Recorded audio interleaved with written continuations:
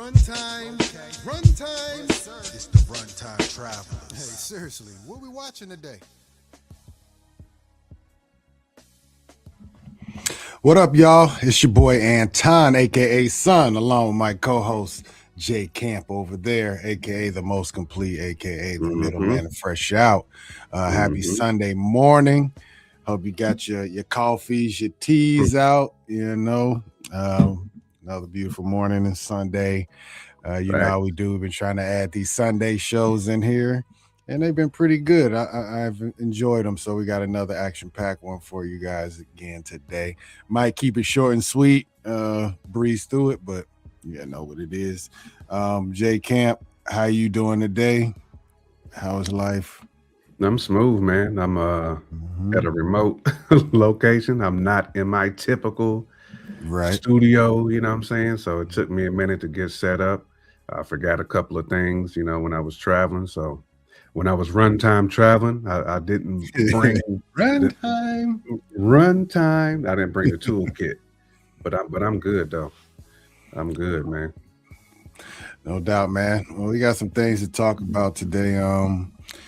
We're gonna talk about obviously the Paramount Warner Brothers thing, that merger creating a conglomerate that's gonna be oh so powerful. Man, it's gonna be a ridiculous one on many different levels. Also going to talk about some fun stuff on the back end of the show. We've been talking about Midnight Suns kind of a little bit here and there. We're going to try to talk about it in our dream scenario way. How should they do the Midnight Suns? Who should they include? Maybe what villains? I went and chopped it up with Gemini to pull up some villain candidates and Gemini, candidates. Yeah, had to go that way. So we'll talk about that. What was the other topic I had in here? We'll tell you guys what we're watching because we often don't really discuss because we always don't watch the exact same thing. When we get these nice big tentpole ones that we all just want to get down on, we'll watch the same, but we definitely have independent watch lists at the moment. So, and that'll be it. We'll do. We have a we have a quiz at the end of the show that we're going to take. That Gemini concocted for us. They said it's supposed to be difficult, so we'll see if we're qualified to be talking about this Marvel stuff. You heard? But beyond that, like always. Let me see. Let me pull it up. Make sure we're good to go. There we go. QR codes in the corner. You heard? Hopefully we on this side. Yeah. You got it right. At least how I'm looking at you got it right. Okay, cool. Oh man, go check out that J Camp Multiverse project, produced by Avic. Check that out on all platforms, pretty much. Spotify, that's where I be knocking it. So every one of them. That's why I be rocking it too on Spotify. Even though I got Apple subscription, for some reason I rock with it on Spotify. But yeah, the easy one for me is that Spotify. Also, one more again, the same corner, Coalition, Birth of an Era, our other project we have going on with my group of guys. That's on Bandcamp, actually. Hasn't been made available on Spotify and all these other platforms, but go check it out. Give it a listen. If you like it, you do. If you don't, you don't. But we always appreciate the support regardless. But premium hip-hop shit. It really is. If you in the bar, you got plenty of it. Absolutely. All right, man. Well, shoot, let's go ahead and get into the show. Breeze into it. Oh, if you're in the chat, you're new to the chat. First of all, let us know where you're at, where you're from. Welcome. We welcome you. Hit that subscribe button. That's subscribe. Please like.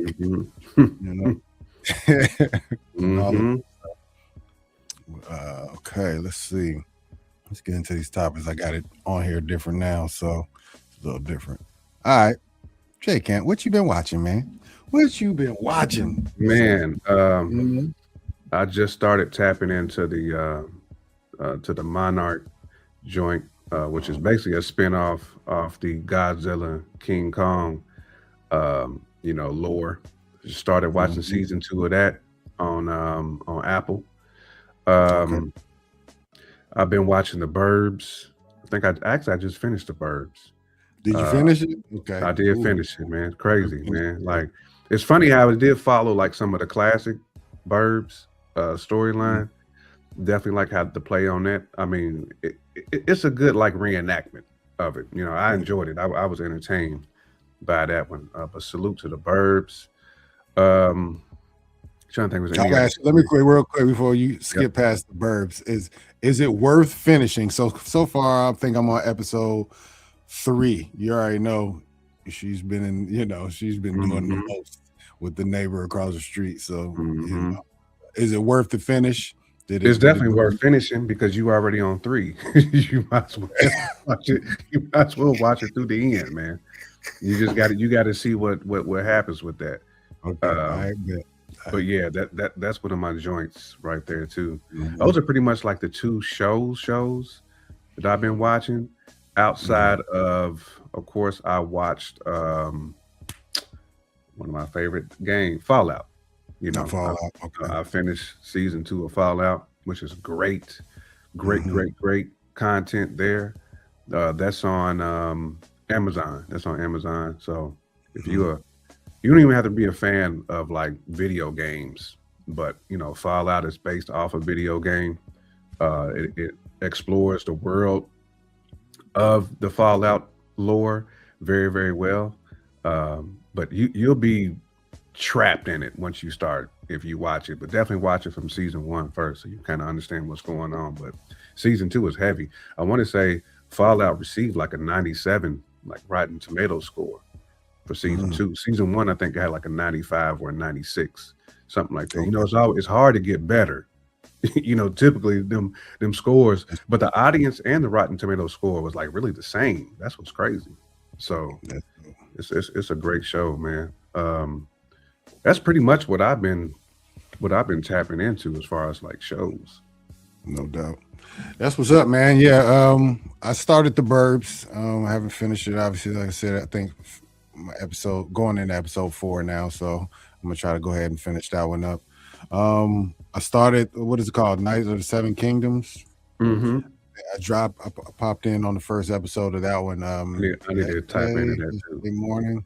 I didn't watch Game of Thrones, but being that it's a prequel, I felt comfortable that I can go ahead and drop it. You good. It seems solid. Not necessarily something I normally would watch, but I like definitely how it's not long. 6 episodes, I believe, or something like that. But the episodes are not even long. They're like 30, possibly 40 minutes. So I'm like, okay, I can breeze into this one. But the reviews have been great, so I'm gonna keep tapping into that one. We'll see how that one go. I watched Beauty, the show with the Ashton No Diddy Kutcher in it.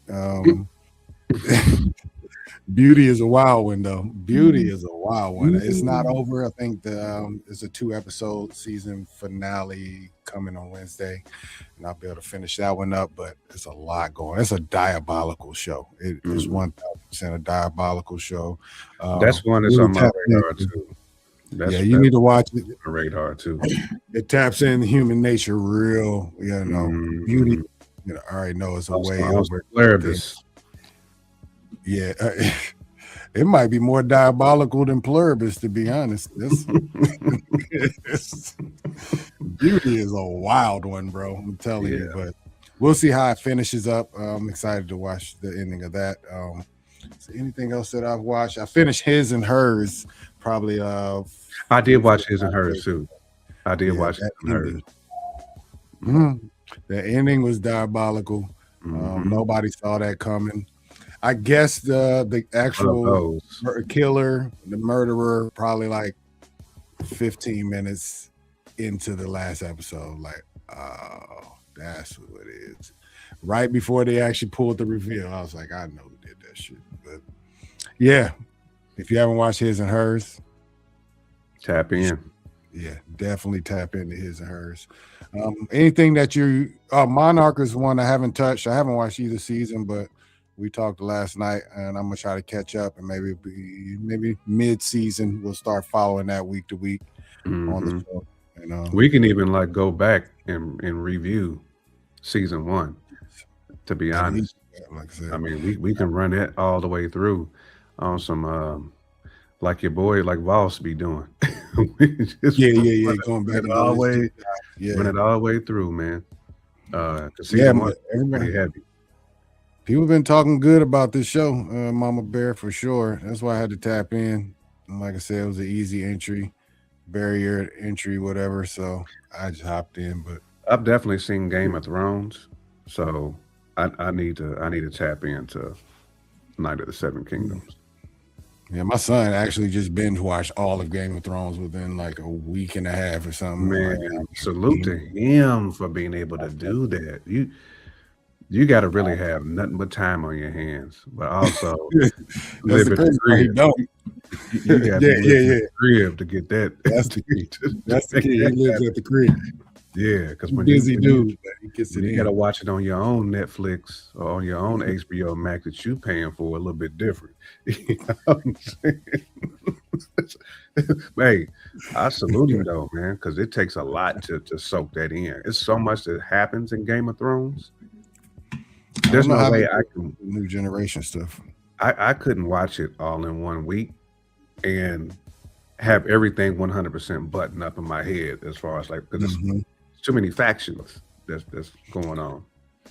They do it, man. I know him and my daughter in particular. They all binge watch, and my wife. They all binge watch Stranger Things in like a week and a half, 2 weeks. Like, I oh, probably could do like that, but it would. I I just literally can't. would have to carve out like a weekend of where I'm not doing anything, like literally nothing. And that's hard to come by nowadays, where I could just binge watch anything for real. Right, it's hard. It's very hard for me. I've been doing a lot of walking on the treadmill, so that allows me to get. That's how I'm gonna watch Monarch. I'm just gonna pop on the episode, hit the treadmill, knock Hmm. it out in the next like a week and a half or so. You know what I'm saying? Hmm. You Get through. definitely can. Yeah, if you do that, if you doing that, yeah. Yeah, that's what we're gonna do. So we'll see though. I'm excited about it. Everybody been talking great about Monarch, so hopefully Monarch's it lives tough, up man. to the thing.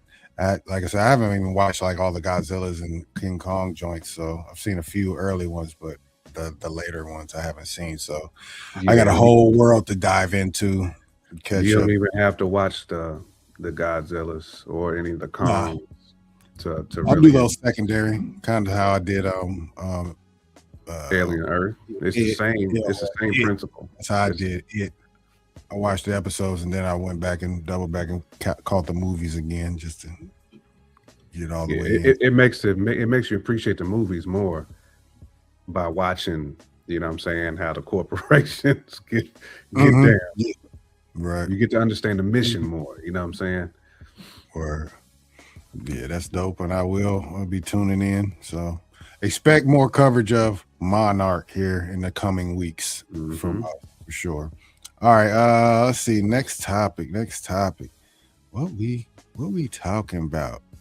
Paramount merging with Warner Bros. Man, this is kind of I want to say not out of left field, but we thought it was a done deal weeks ago. Netflix Hmm. swept in a month or two ago and put an offer on the table for Warner Bros. And it pretty much seemed like it was a go. I can't remember the exact amount. It was upwards of 70 to 80 billion dollars, but it was only for the assets. See, the gaming division, all their streaming things and things that movie properties. We weren't talking about the cable and all the the news networks and all that stuff. But Paramount said, you know what? We'll take it all. Yeah, we'll do all that. Let me get everything. And matter of fact, here's just some cash. We're not gonna do none of the shares and none of that. Hmm. $111 billion in straight cash for you These, bro. guys.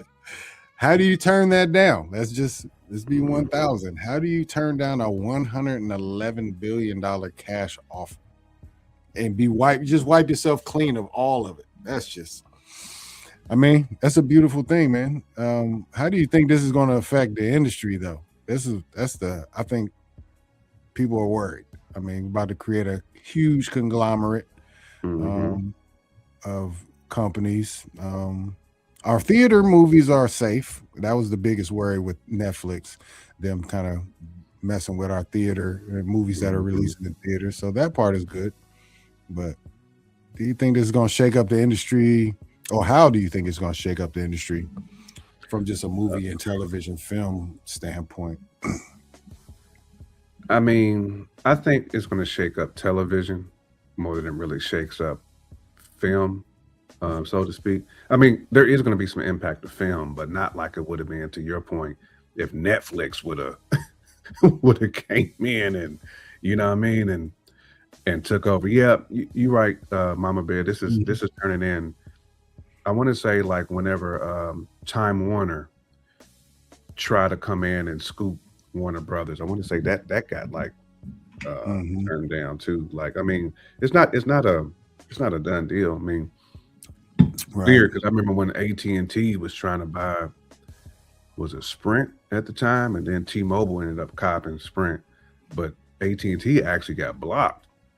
You know, the feds came in and said, nah, but then they end up letting T-Mobile cop it, or like the whole JetBlue and Spirit merger. They never allowed that to happen, but now American Airlines is trying to come in and scoop them, and they kind of allowed it. So this is weird how the antitrust stuff kicks in. Like, you kind of allow it. That's how you know, like, people in the political world are rubbing elbows. You know what I'm saying? Whoever you cool with, yeah, bro, you my dog. I'm gonna go ahead and allow that one to roll. Right. You know what I'm saying? Obviously, Netflix probably pissed some people off, and they like, even though this is just as bad, it's just Netflix would have just ruined it from they would have owned 90% of like the movie content and the streaming. I think that's what made that so bad. Like, versus with Paramount, I think they're gonna have a big chunk of it, but I don't feel like this is going to like dampen the spirit of the moviegoer. Because at the end of the day, man, like, you know, that industry has to survive too. I mean, they're already kind of like it's razor thin on the margins as far as how much money they're really making at the box office and how much like the theaters themselves are making. I mean, the cost of popcorn keeps going up $5-10 every year because they're not making anything at the movies really. So I do think from a standpoint of Paramount, because they do have some stake in the, you know, the movie theaters too. I forgot which actual movie theater company that Paramount may have some shares in. It's not AMC, but it could be, who owns Cinemark? I think they might have like some stake in Cinemark. But anywho, I think this is where, at least for what we follow, this is much better news than Netflix owning it, you know, because I like going to the movies. That's like an experience for me and my family. You know, that's what we do. So, you know, but this is still big, man. I mean, 111 Bs. Yeah. You know, what Mama Bear is talking about as far as the government having control, that's kind of one of the bigger issues, you know, having them being able to control two of the biggest, you know, major news networks. And, you know, this becomes a political thing. Facts. That's why I said TV is going to be the biggest like hit, because of what Mama Bear just eloquently stated. I mean, the Ellisons pretty much are going to have their arms around everything. So now they're going to be force feeding political ideology on people, creating even more of a stratification of belief systems. You know what I'm saying? Right. So that part, you know, I feel like this has more mind control over Debo type scenario of that takeover. Yeah. I didn't really want to go down too far down the rabbit hole with that one, but that's a major point of this whole thing, though. It really is. So this it's going to dismantling of it. It's going to be a lot of influence, man. Like when you talk about the Ellisons and the brothers that own like Fox, like all them dudes, the Murdochs, like Rupert Murdoch, like all them people, man, like they control a lot of what we see on TV from a news perspective. They could influence the news based off affiliation. That's the scary part, you know. So if you're into the conspiracy side of it and the why and the how things kind of formed, That should be what you should be concerned with, you know. But as a moviegoer, Yeah, surface I'm level thing right there. they at least did a service to me as a moviegoer, but Right. definitely bad as somebody. And I'm someone who stopped paying attention to politics a long time ago. Like, obviously, I vote in my local elections because I feel like that impacts me a lot more than the federal stuff for the most part. You know, now it's kind of starting to change a little bit with all the influence with the Supreme Court, but local and state elections, those are the ones people should be paying a lot of attention to anyway, because that impacts your property taxes, that impacts your, Right. you know, really your state of being, your cost of living is impacted at the state level. It's only so much the federal government can dip their hands in. You know, the states kind of control their own affairs. I know this new administration is trying to strip power from the states, as we've seen, just moving federal troops into cities, trying to like Debo. Like, I think that's kind of like where the eye-opening part is coming, like from this. But again, I'm not trying to go too far down that rabbit hole. Right. Look, the mama bear said, "I'm here for that, though. What's up? I live in the rabbit hole. Where we going?" Let's keep digging. Yeah, man. I try not to keep digging too much, man, because I like a peaceful mindset, man. That's why I work out in the mornings. You man. go down that rabbit hole, the more anger. Get away from it, man. My TV, my dial does not touch any news stations, man. It's just going to make me an angry black man, and I ain't got that type of energy right now. Yeah, I don't want that energy, I should say. Right. But it's important to know. Yeah, no, it's definitely important to know where we stand. For a long time, I didn't follow politics, and I still really don't. But you know, I try to stay informed more than I usually would. So, that's it. Will drive a man. If I come back with a fade one day, you know what happened, man. I was looking at CNN, and it just went there. Just no more Dreddy Krugers in the building. Mm-hmm. Facts. Turning to Don Lemon on us. Well, not Don Lemon lifestyle, but you know, no. Be more so Don Lemon on the cut. Yeah, on the Wiggins, yeah. But yeah, this is something we'll all have to keep our eye on because it'll affect us at some point.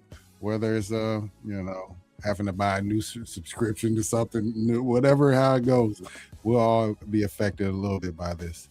Hold on, what's say? My name is Mads. Mads. Yeah. Is that your real name? Mads? I know I've seen that name come across a couple of times, Mama Bear. I'm thinking Mads. What's the actor name? Mads Mikkelsen? Is that his name? I've heard the name Mads. Was it Mads? No. Madeline. Yeah, I mean Madeline Pryor in the building. I see what's going on. Mm-hmm. Crazy. Mads. I like that. Crazy as hell. That's what it is, but it is what it is. All right, man. Let's get on to the next one. We're definitely gonna keep an eye on this though, because it's gonna It's a heavy subject, man. Yeah. Let's see what we got here. All right, hold on real quick. Okay. Oh yeah. I was trying to figure out, like, didn't we already talk about this? But so we talked about Sadie Sink as Jean Grey. I think maybe last show or the show before last, and yeah, we're all excited about it. But there's been some more things that I found on Twitter or X that intrigued me about this same subject. But first of all, let me go to my cupboard. Let me get all right. Sprinkle a little salt on it. You know what I mean? Salt, because this is all rumors until Disney and Marvel come out and say this is exactly what's happening. But this thing's gonna say it's confirmed. I don't know about all that confirmed stuff, but it is what it is. But it basically says you obviously Sadie Sink as Jean Grey making her first appearance in Brand New Day. Apparently she'll be being hunted by the DODC, the same people that were hunting Wonder Man. Definitely shaping up to be the mutant saga. And I love that I love the play on that. Yeah. I mean, I love that they're sprinkling it in now. They're not waiting until Secret Wars or Doomsday is out or past. They're starting to sprinkle in ever so slightly, letting us know that the Mutant Saga is on its way. I just think that's dope. It's another dope element for the movie in particular, Spider-Man Brand New Day, being basically, a mutant movie now. I don't want to say that's not going to be, might not be its main focus, but it has a tentacle. We can see, Absolutely. I don't know how. Obviously, we don't know how big of a part of the story that will be. There's all the other things that have been rumored to be in Spider-Man, but it's a welcome addition. I'll say that. It also says she is confirmed to share screen time with Spider-Man. That's kind of what I was saying. It's like, yeah, I would hope so. Not be in a movie and not be on the screen with Spider-Man would be diabolical. Jean Grey will know Spider-Man's secret identity. Of course. That's important. It's just based off of mental skills. Yeah, because I was about to say. Yeah, she knows. Because I can see Spider-Man pulling up to her. She got like a little Mary Jane look. Probably feeling her like, hey, you trying to, and she's probably like, come on, bro, you're Spider-Man, stop it, like I you cannot hoodwink me, fam. And he probably got shocked. We already know where this is going. Yeah, that's good. I don't know. Yeah, we've been always wondering about like the MJ aspect of the Spider-Man situation, and I always thought they were going to try to bring in another MJ, take away the one that we have with the Zendaya, but even though Zendaya, that's what I thought before. Love Zendaya though. That's my girl right there. She's dope, man. I thought they were going to try to replace her, but I don't know if they're going to do that now since we know that she's Jean Grey, which is a good thing. So I don't know if we have to worry about a love story trying to brew with these two. I hope it isn't. But I hope it ain't either. Like, we don't need that. I need Scott in the building for that. Now, if they want to call her Madeline Mads Pryor, they want to bring Madeline in and make that one. Right. I'm down with that. Let's see. Yeah, this was. I could see this. You was on the hunt for this one. That battery was over here. Like, please energize. News right here. Low bars and everything. He was like, man, I'm on a hunt for some. Yeah, we need something. To talk about. But no, this is important though, and I'm sure Eric Voss had pulled out a 70-minute video on just this information right here alone. He dig it, but no, it's pretty cool though. I just like that they're bringing in the X-Men. Well, not the X-Men, but the mutants in this form of fashion. They're already existing.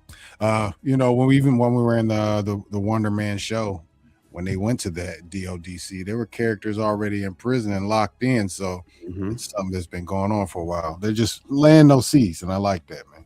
I just like that. Let's see what Mama Bear talking about. She's her nickname given me by Dean Winchester. Mads was a mother named Allison. Alice regularly makes me chuckle. I think her as Jean Grey is fascinating, considering they're bringing in Fox X-Men. Yeah, I'm kind of shocked they're not, because the girl who played Jean Grey had Steve on there too. That's hilarious. Right, man, the girl that played Jean Grey in the last X-Men joint, the Phoenix joint, Rise of Phoenix or whatnot. I'm surprised they didn't kind of try to bring her, but I get it. And the original Jean Grey was played by what's Shorty's name? Back in the 90s, the late 90s joints. Say that again, my bad. I was over trying to read. What'd you say? Nah, the original Jean Grey I can't think of her name. Actress? You looking for the actress? The actress. I know the face, but I know Mama Bear knows this chick's name though, without me googling. I'm googling it. Forget it. Oh yeah, Famke. That's what Shorty. Yeah, right there. Yep. Yeah. Fatmy Jansen. Yeah, I like that name though, for real. It's ill, kind of ill though. I think it's kind of hard.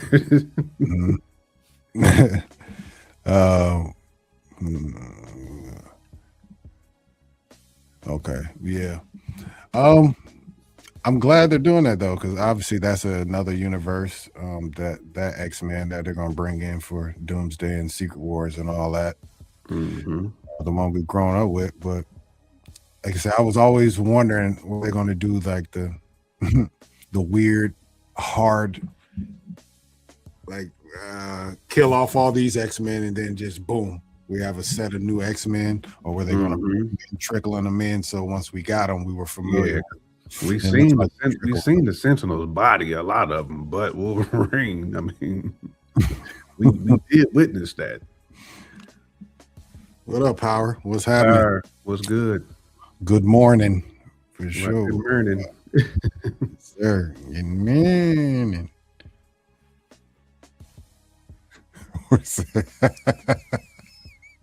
Yeah, it was literally right in front of me too. I appreciate you, Mama Bear.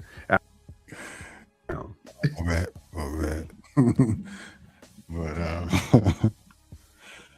let's see. Yeah, man. I don't really have much more to say about Shorty Watt being in there, but very excited about it.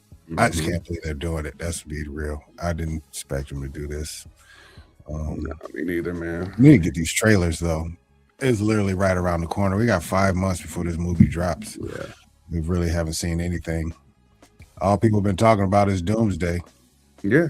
Most part. Except this last week, though. We've got a lot of Spidey news this last week. Just feel like it's been trickling in, but we definitely need something to break down. So yeah, but we'll see. All right, man. Let's hop into our last one.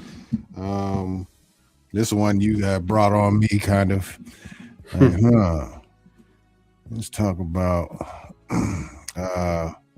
how they should do the Midnight Suns coming into the MCU. And are we for sure that they're actually doing it? It seems like they keep talking about it, but they're not following through with none of the characters, none of the the stories, none of that stuff that they've already laid down. They're not following through with. Right. There's not a lot of promise marketing for it. Yeah. I mean, I don't even know if it's official that they're even going to do it, but like I said, we've got all the pieces laid out for us a long time ago. Blade, we're supposed to get a Blade movie, officially canceled. Moon Knight, decent show, but nothing following it. Werewolf by Night, I'm not sure where they're at with that. If we're going to get another show or whatever they're trying to do. It's like we just don't have any clarity on there. We're getting rumors that we get Ghost Rider back at some point.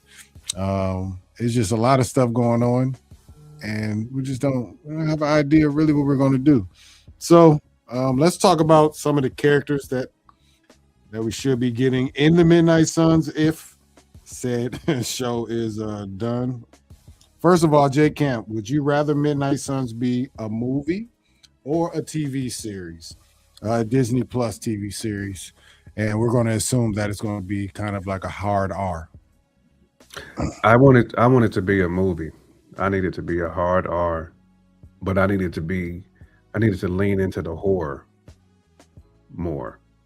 That's where I needed to go, because I think that's the only way that you would be able to get like the casual to watch it, right? Because we're talking about characters outside of Blade, outside of Moon Knight, that people aren't as familiar with if you're not into the comics.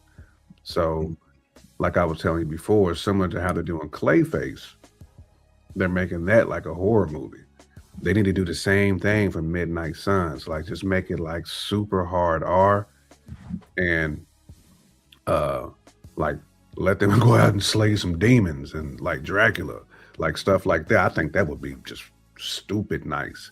I don't think a Disney Plus would really do the justice because you have to make it more family.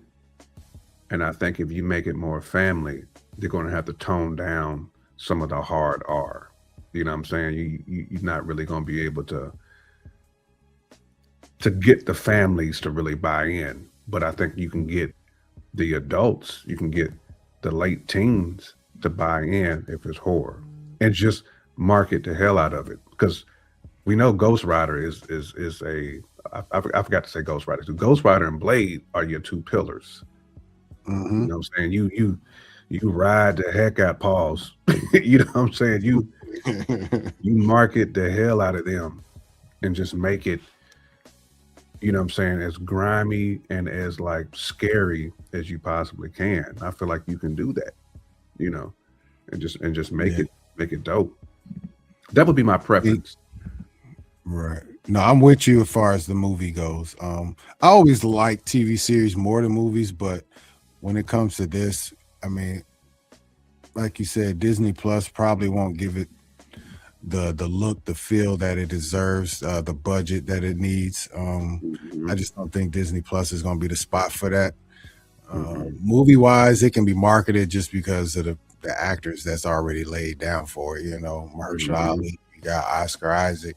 She was talking about Norman Reedus possibly being Ghost Rider, if not Nicolas Cage coming back to do a reprise his role for it. It's like they have the subsequent actors, and then what I was telling you, depending on who they pick for the villain, you know, would it be Dracula? Would it be Mephisto? Like, I'm cool with both. Cook with the right actor with those. I mean, you have the faces to market this in the same formula, in the same manner that they did Guardians of the Galaxy. It's just the same. It's the same thing. In when you look at it, it's just you have the actors, and then you have the quirky characters that intrigue you. And you see, you know, the werewolf in there next to a, you know, Elsa Bloodstone, and then a man thing, and led by a black dude with a blade and a widow's peak. It's like, damn, hold on, what is going on? Facts. Like, what's going on here, man? Like, what's going on here, right here? You got the foundational pieces, man, to make that like unique. You know what I'm saying? And just, man, you said it though, dude. Like, this would be like in the MCU's horror version of what we just seen with the fake Avengers. I'm gonna call them the fake Avengers, the Thunderbolts, just because I like to do that. You know, it is like you can play off that though. You got characters that really mix. Like, these are anti-heroes almost that just mix. Now you got anti-heroes of the dark side of a darker nature, mixing to battle evil. Like, to me, those are foundational pieces that you can use, man, to craft a blueprint to make a movie successful. They need to get us on the writing team. Let Nightmare pen that whole joint. You know what I'm saying? Like, oh man, let us Blade code that one out, and we pretty much get them a blockbuster smasher. Yeah, the characters that I looked up and I see that's on here, I already mentioned most of them. You know, your Blades, your Moon Knights, Werewolf by Night, aka Jack Russell, Elsa Bloodstone, Man Thing, Wong. Now, I think typically Doctor Strange is a part of this ensemble in a lot of runs, but I would like Wong in there more, because I agree. Wong is like, he's glue. I would say he's like a team glue type guy. Doctor Strange, he's going to be the abrasive one. He's going to be the hardest dude in the room the whole time. So Wong he is a Ron Artest though. Like, Wong is a Ron Artest type of the glue guy. You know what I mean? The all-knowing, he know everything. He know everybody. He can get anywhere. Like, yeah, Wong is everybody. Right. He got battle. He can scrap. You know what I'm saying? Like, Wong, he right. Wong is perfect. I wouldn't mind seeing Shang-Chi on that squad too, but Wong would be nice. Right. on that They team. also have Black Knight, Dane Whitman, we saw in Eternals on there. That's what I'm saying. Like, why you tease him in Eternals and we ain't seen nothing since? No explanation of it. The explanation is they didn't like that movie so bad and they didn't trust anything that came from that movie. They was like, you know what? Whatever happened in Eternals, scrap it. Because But again, like, down on it. there was pieces in there that you can work with. I like the Eternal characters. I just think the movie just needed to go in a completely different direction because they still had to address the seed that was planted in the daggone in the ocean in Captain America. They had to address it. You may as well now lean in on the Eternals because I would like to see the Eternals come in and help. You know what I'm saying? During the whole Secret Wars situation, like they still alive at the end of the day. Now I do know they had to like face some judgment, but they still are technically alive. Right. Yeah. And they were alive all that time. Like during all the other events that went on, they were just there. Just watching. Had they popcorn watching. Sure. With families and stuff. But yeah, they are around. Arishem is still coming back for judgment, so I still don't know if they're going to address any of that. And if they do, it'll probably be 5, 6, 7 years from now. I would guess. So I don't know. We'll see. But yeah, I don't know if he's going to be a part of the equation, brother Dan Whitman. But I would like to see what he has to offer. That's for sure. I know he had the ebony blade and all that. So blade code. We need to see what he's talking about.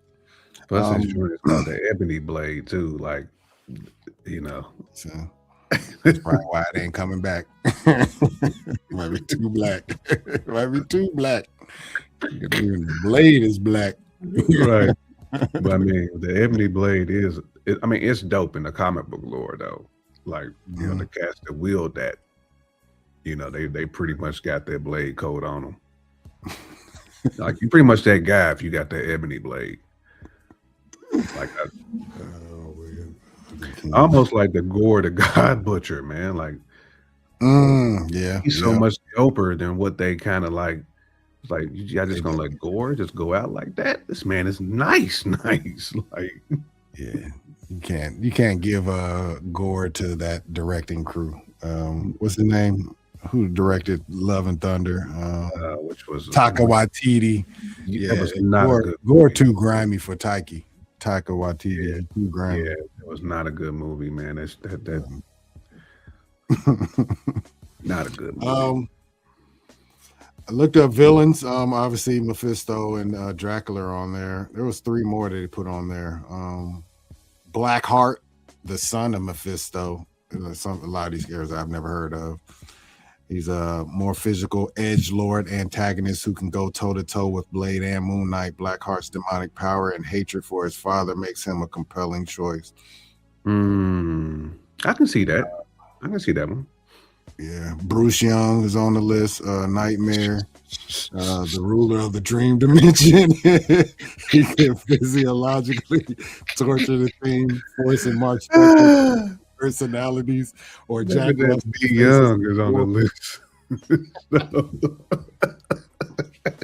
You said it so casually too.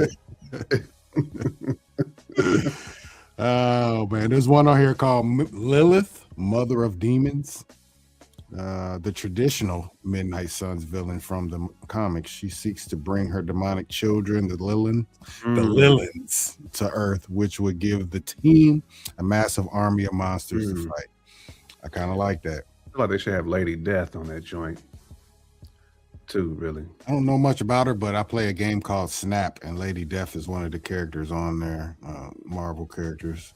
So I don't know nothing about her, but she's kind of cold-blooded in the game, though. She's cold-blooded. Yeah, for me personally, for a first movie, it needs to be Dracula. Got to be. I think Mephisto should be the man in the background, like, you know, like the Thanos to the whole thing. But Dracula should be like the main final boss in the first movie. I don't know. Yeah. I don't know. Yeah, I think so. Dracula, just before a noteworthiness. If you're trying to sell this movie to the casual, Mhm. you got to have Dracula in the building. I think so. I don't know. There's a lot to work with, though. I love the dark corner of the MC. I would love to see more of the dark corners of the MCU. Mhm. They're finding out that people love horror, especially as of late. The horror genre has been cooking. We cooking, man. There's a lot of stuff. Just people love Blumhouse, it. just let Blumhouse get that Midnight Suns and let them just Mm, go dumb. Let them just go dumb with that.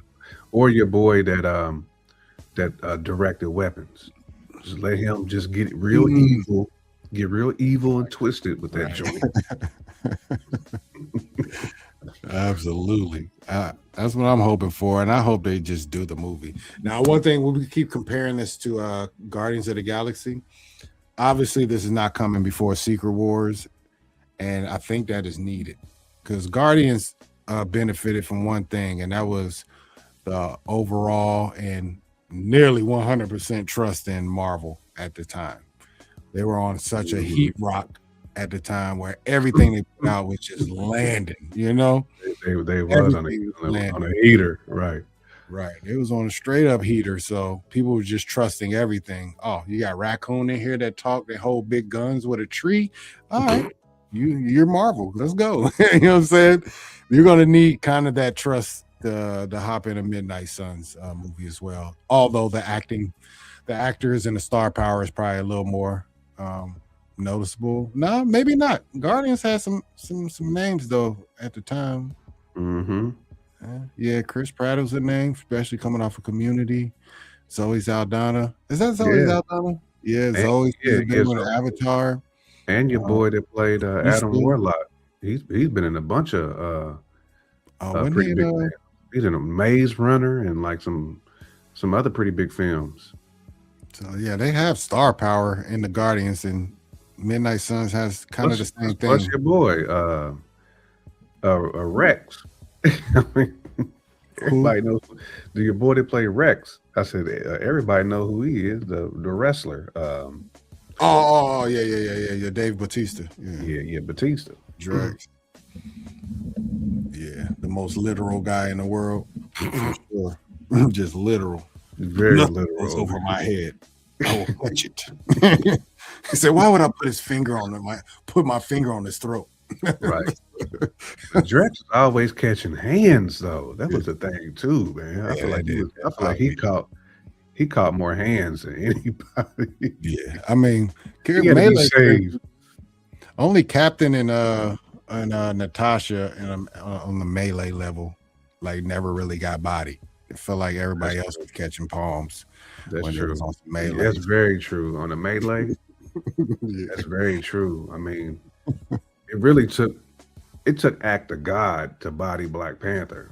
Like he was always catching the double team, the triple team. But like when it came to just like hand to hand combat, Black Panther was done with it. I mean, he bodied Bucky so easily. Man. Move, Captain. I won't ask again. Right. I won't ask again. Yeah, because Cap didn't want that work with Black Panther at all. Yeah, it reminds me. I got a Black Panther shift I got to go to like tonight. Make sure my mask was up there. Anyways, all right, man. We got one more thing to talk about. It's really not. We're going to get our MCU certification right quick. We had chat drop a trivia 10-part trivia questions on us, and we're gonna see if we get a 10 out of 10. We got to make sure y'all trust us with this wisdom that we have with the MCU. So let's see. I have to let you lean in. I might get them joints wrong. You got at least get 70% on this. Right. Let's see what we got. All right, let's go. Hold on real quick. Let me it's all good. All right, man. So question number 1. This was an easy one, though. I knew this. In Guardians of the Galaxy, what is the name of the coordinate system location where the Collector's Museum is situated? I think that's nowhere. It is Pretty nowhere. sure. That's Yeah. A. That's the wig piece. Right. Yep. Know that one. The head of a celestial. Yes, sir. Mhm. All right, let's see. 1 for 1. What is the specific model number of the Stark Industries sonic taser used by Obsidian Stain? Over there, Ooh, Stan. is it the Mark? Hold on, model. It's the Mark 1622, right? Or am I wrong? I could be wrong on that. No, so let me make sure. Which is the specific model number of the Stark Industries sonic taser used by Obadiah Stane in Iron Man 1? Yeah, I did. I thought it was the Mark 1622, but if somebody in the chat knows, please. I'm just thinking out loud. So the Mark 1 is the joint he built in the cave. Call that the Mark 1. So a Mark 1622, don't feel like he was call it 50. Sonic X is Stark 99. This one we might get wrong, bruh. Yeah. Is anybody in the chat watching? Anybody else got an answer? No. All right, let's say what you think. You want to go Mark 1622? I think Mark 1622, even though I think it might be wrong, but let's see. You're right.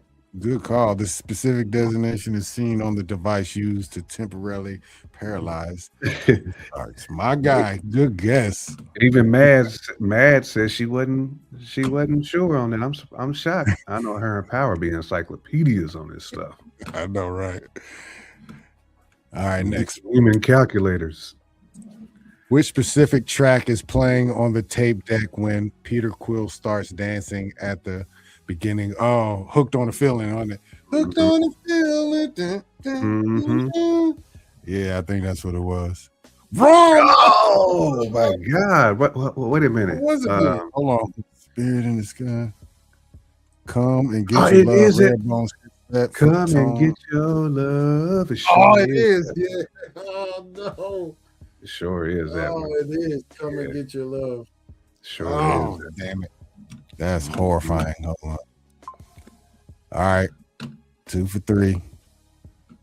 In Captain America Winter Soldier, what is the name of the Project Insight target who is a high school valedictorian in Iowa City? What is the name of the Project Insight target in Winter Soldier? Winter Soldier? I mean, it would have to be one A or B. Yeah, because we know it ain't Bruce or Strange.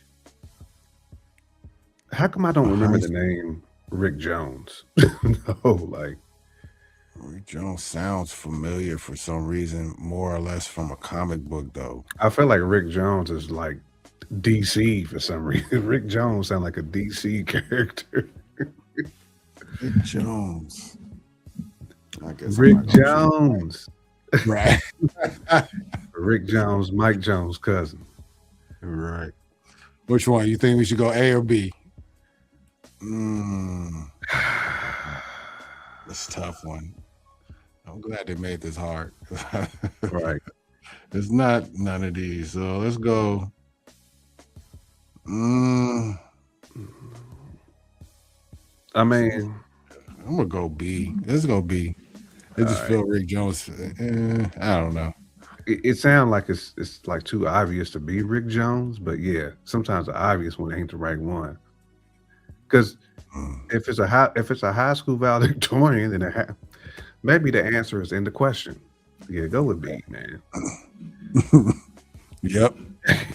Jasper Sitwell explicitly listed as valedictorian in Iowa City as one of the millions of targets. Wow. It was extra diabolical. It was. There you go. All right. Number 5. What is the license plate number of the car Tony drives to the Stark Expo at Iron Man 2? Wow. That was Jarvis 1, wasn't it? I could be wrong on that, but I remember him having Jarvis on one of them whips. It was on the Audi, wasn't it? The TT? No, he pulled that one up in Infinity War, didn't he? Oh man. This one I don't know at all either. What you so you think Jarvis won? Anybody in the chat know? Right. Anybody in the chat know this one? Again, the goal is to get at least a 70%. All right, man. I guess we're just gonna go with It can't be Stark 4. I don't feel like Stark 4 was on there.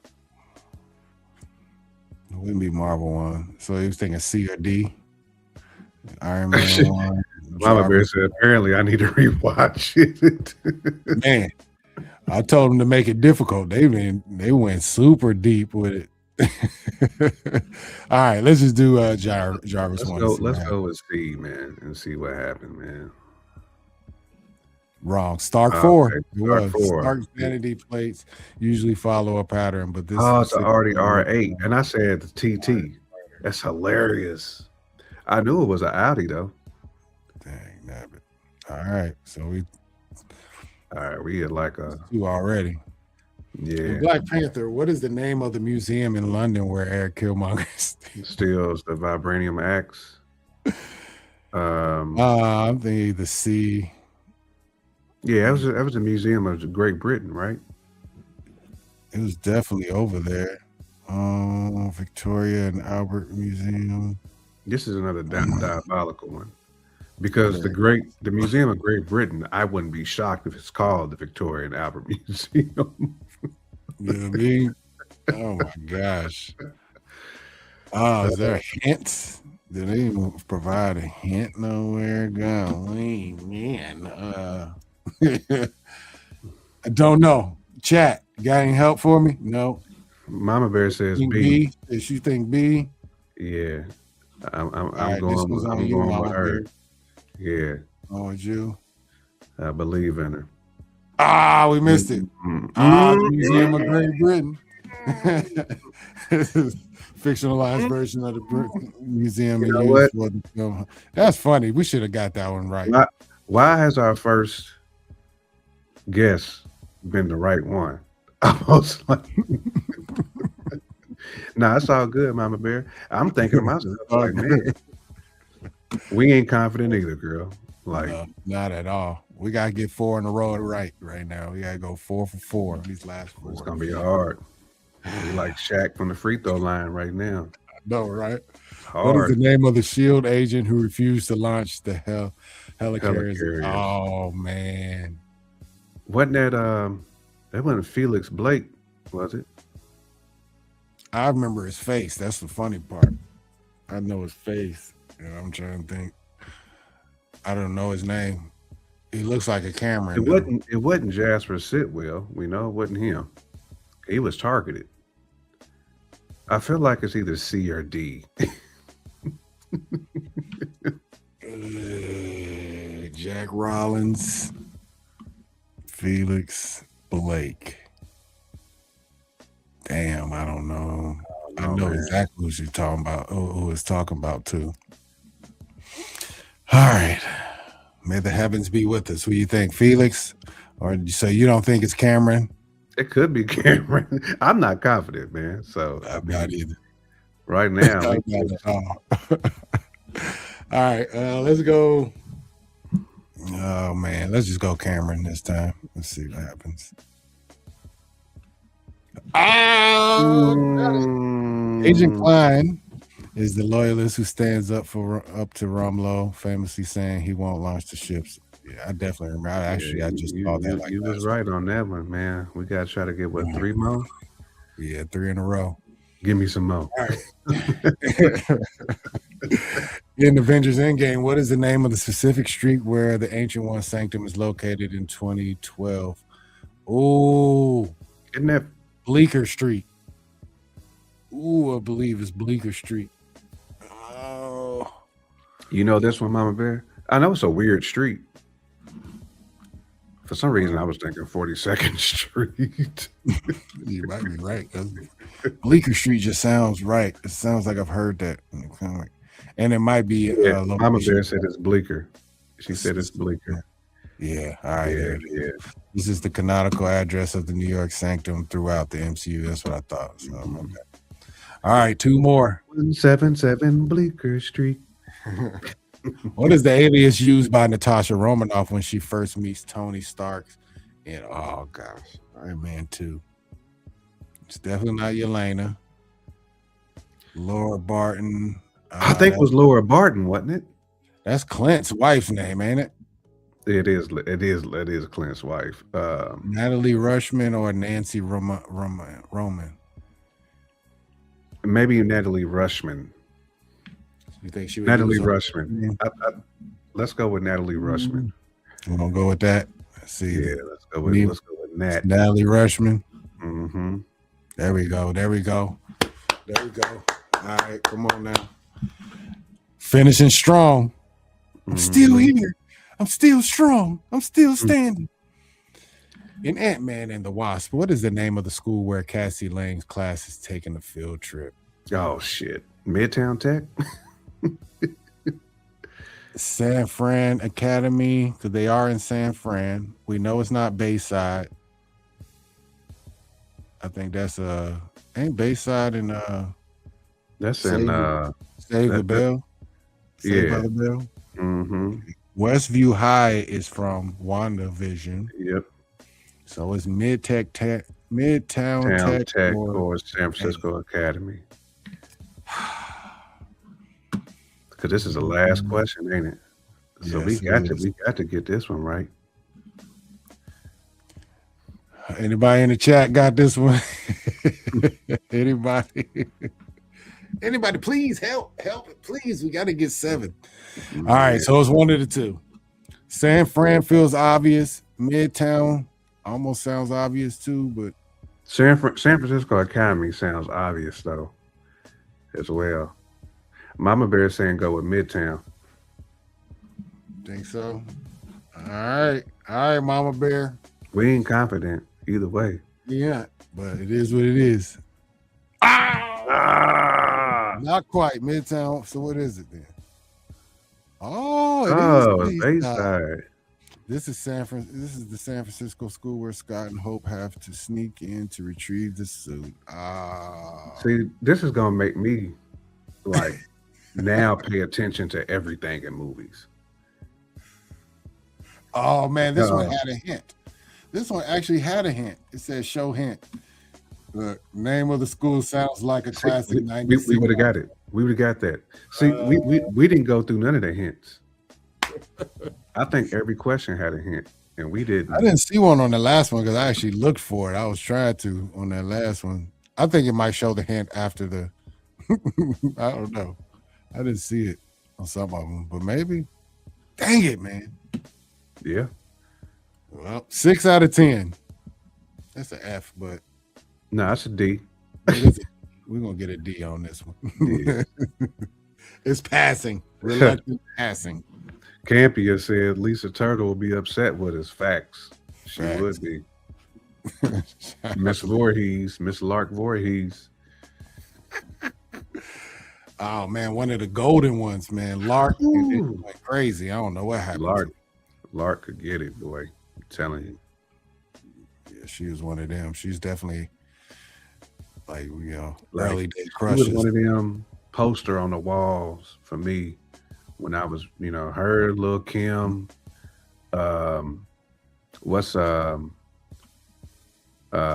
Will's cousin, Hillary Banks. Oh, yeah, Hillary Banks, yep, for sure. Yeah, like all them was like. Is she back active? Okay. Which soap opera is she on? Come on. Because General Hospital is my ish. I wasn't really a Young and the Restless. Like, at least my granny, she was heavy on General Hospital. I knew about Sonny Corinthos and all them. What's up, Sue? Yeah, I don't. Yeah, I didn't never watch. My grandma and them, back in the day, watched that. Man, my grandmother religiously watched them.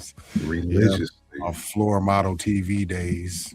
Mm-hmm. They all had the same quals too, like the camera work on all them soap operas. Oh yeah, it was very formulaic. everybody had the same blueprint at the end of the Same lens. Like all crazy. that. That stuff still going on. I don't know which one survived, but yeah, I know it's still I think going pretty on. much all of them survive. I think, you know, Young and the Restless pretty much. Man, that Sonny, man, Sonny was that guy, man. He was a goon. Sonny was a goon, man. He was like the first, like, goon in soap operas. He was like more goonish than JR from Dallas. Dang, y'all really going way back. Who shot JR? Said Lark was on Days of Our Lives and The Bald. Oh, okay. Beautiful for a while. Okay. Yeah, I haven't seen her in none of that. I just kept hearing she Sands of the Hourglass. This is the days of our lives. Yeah, like the sands in the hourglass.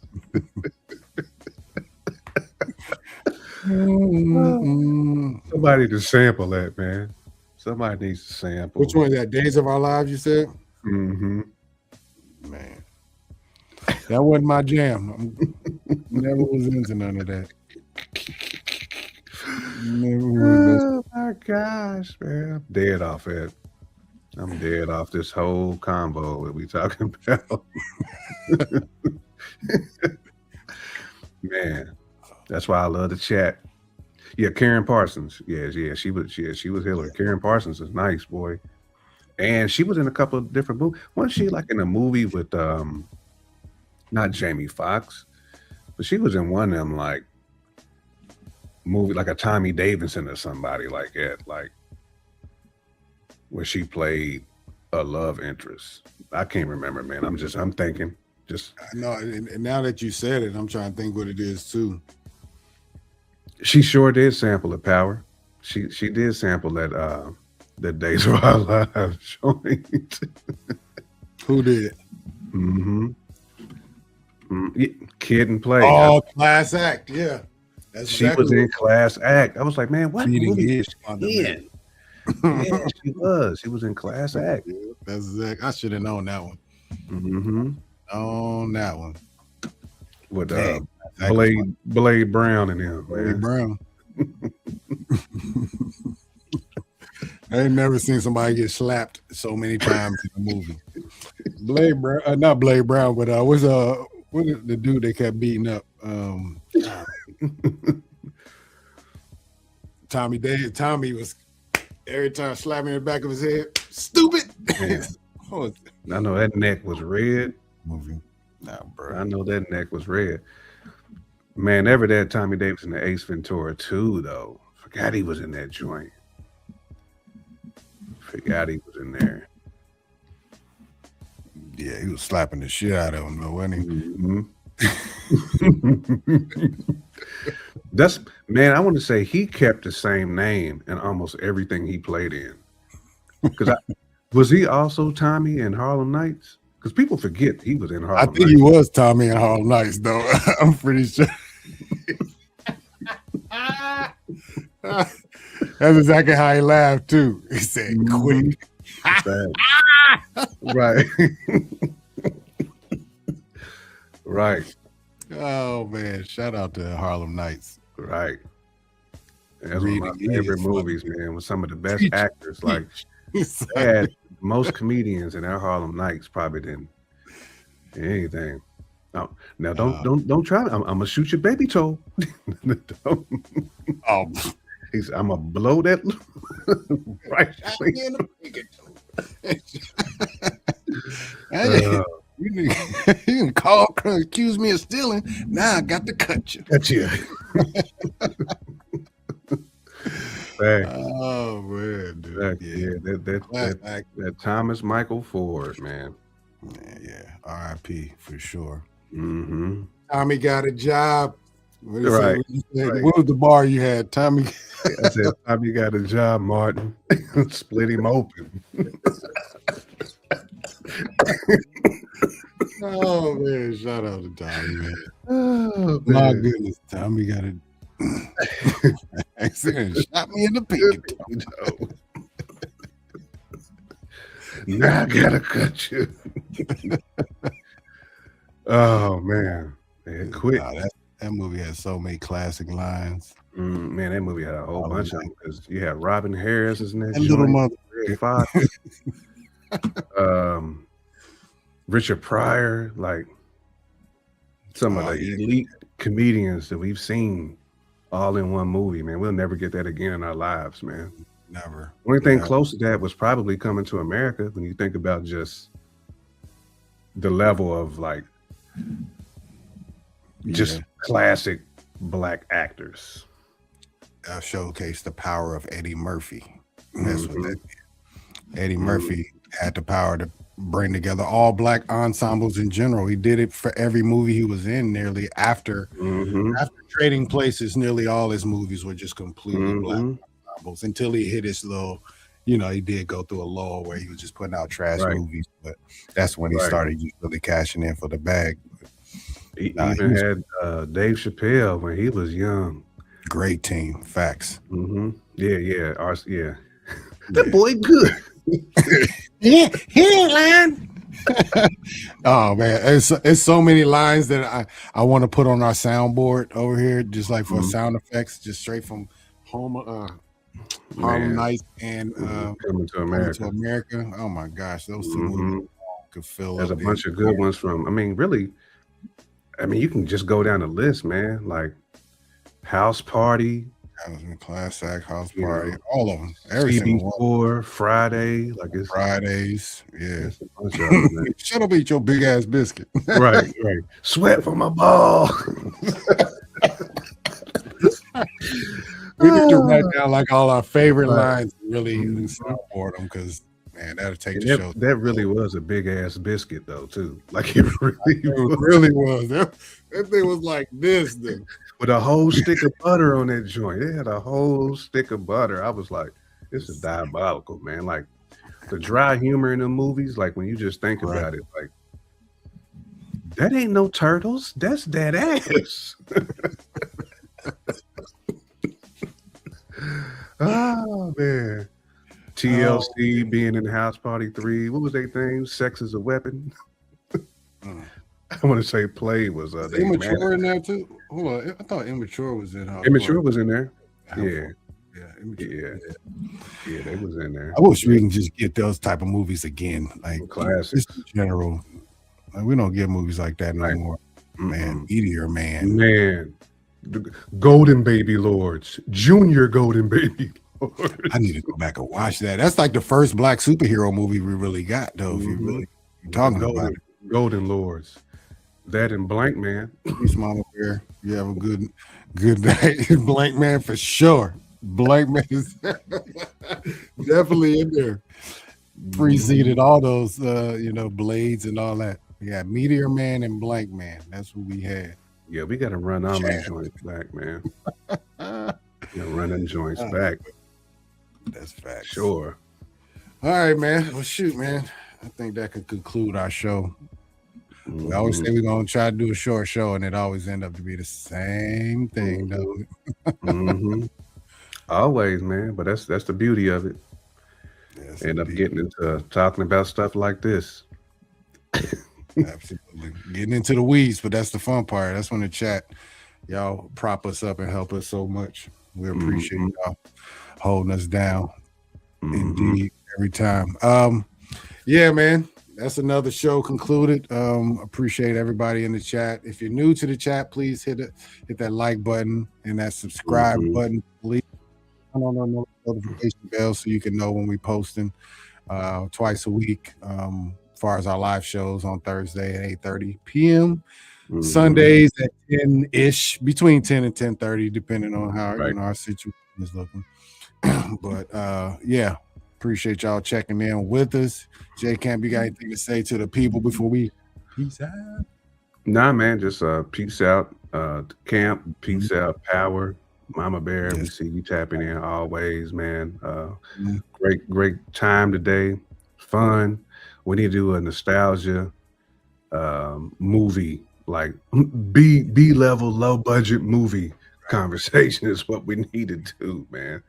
And just because, like you said earlier, there's so many classic lines from those movies. Maybe like do like a top 10, like most classic or most memorable lines. Just pick maybe like 7 or 8 of them movies, man. Just come up with our top 10 of what we feel like most classics. But yeah, that'd be a fun topic.